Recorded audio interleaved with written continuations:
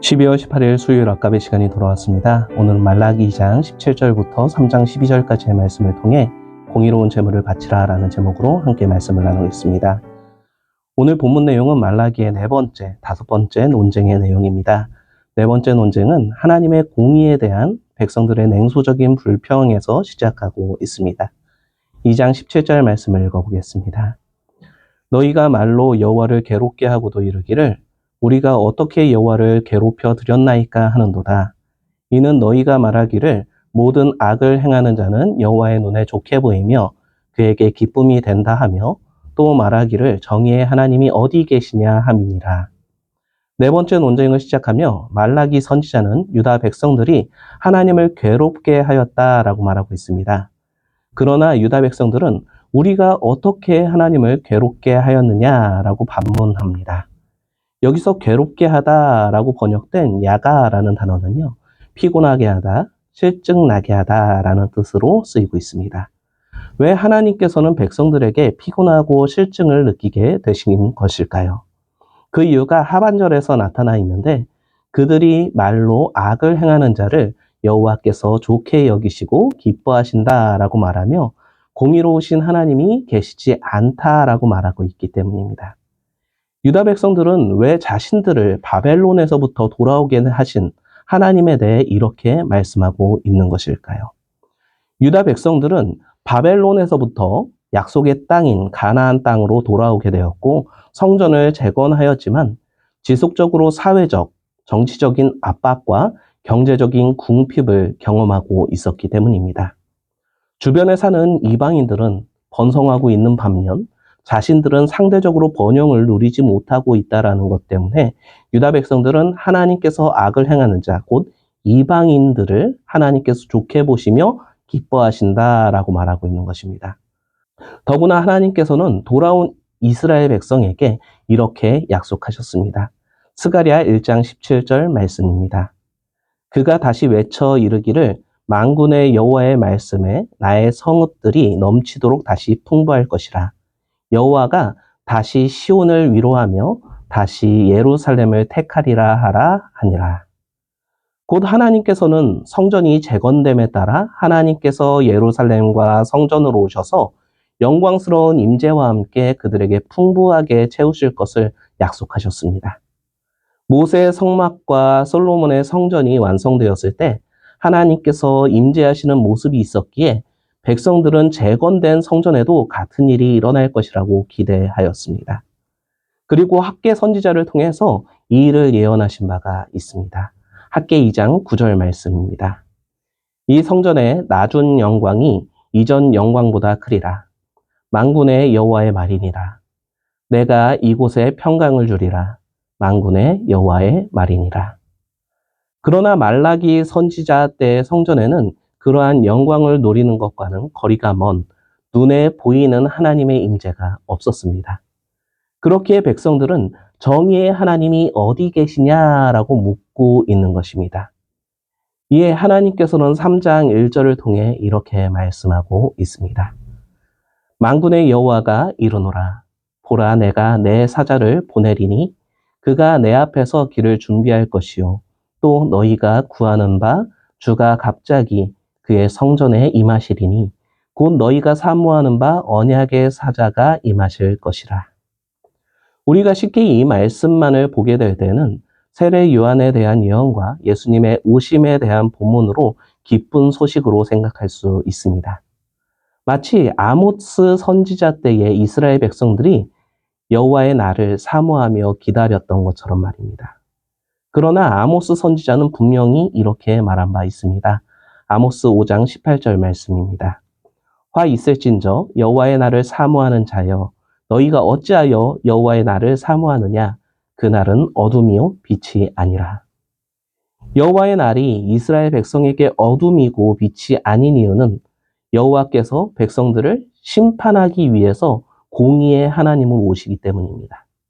마찬가지로 말라기 선지자가 3장 1절을 통해 예언하는 언약의 사자 역시 앞서 2장 17절을 통해 백성들이 공의의 하나님이 어디 계시냐라는 말을 한 것에 대한 반응으로서 공의의 하나님께서 오고 계신다라는 것입니다. 따라서 백성들이 생각하는 것처럼 축복을 위한 것이 아니라 심판을 위해 오실 것이며 2장 17절에서 신성 모독적인 발언을 한 사람들을 포함하여 앞서 2장에 나타난 악한 행위들에 대한 공의의 심판자로서 오심을 말하고 있습니다.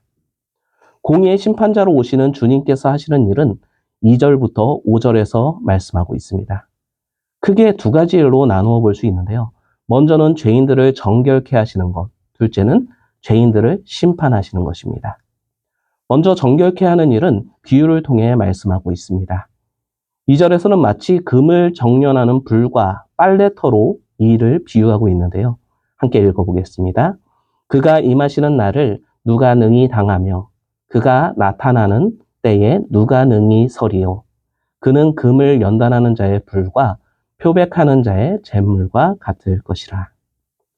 먼저 불과 표백하는 잿물은 하나님의 정결하게 하시는 일이 철저하며 엄중할 것을 말하고 있습니다.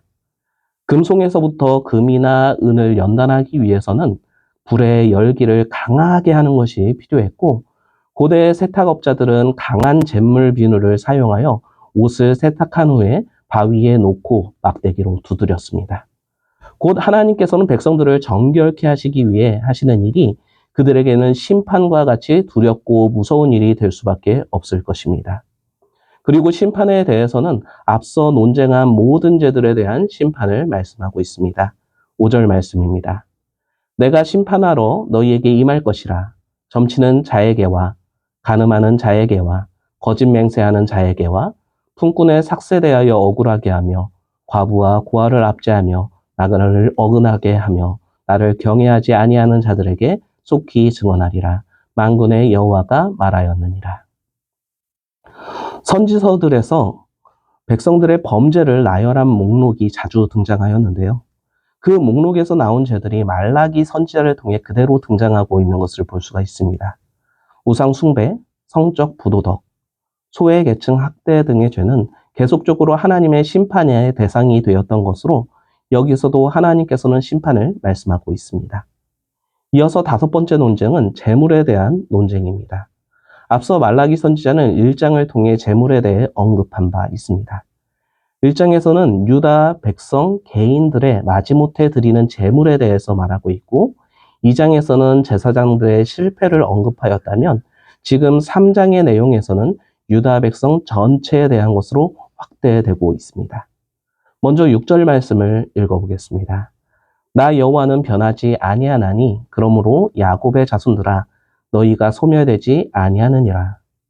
말라기 선지자는 백성들의 죄를 강조하기 위해 6절의 말씀을 하고 있습니다. 이는 야곱의 예를 가져온 것인데 야곱이 가나안 땅으로 돌아온 후 베델에 제단을 쌓고 서원을 따라 주님께 11조를 드린 일입니다.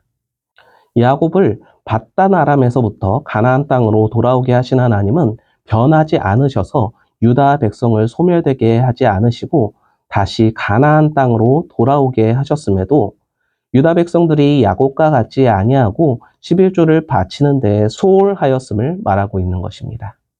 그래서 하나님께서는 이어서 7절을 통해 내게로 돌아오라 라고 말씀하고 계신 것입니다.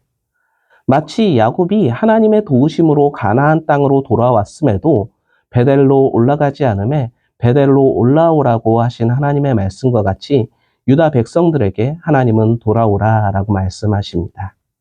그런데 백성들은 이런 하나님의 말씀에도 우리가 어떻게 돌아가리까 라고 반문합니다.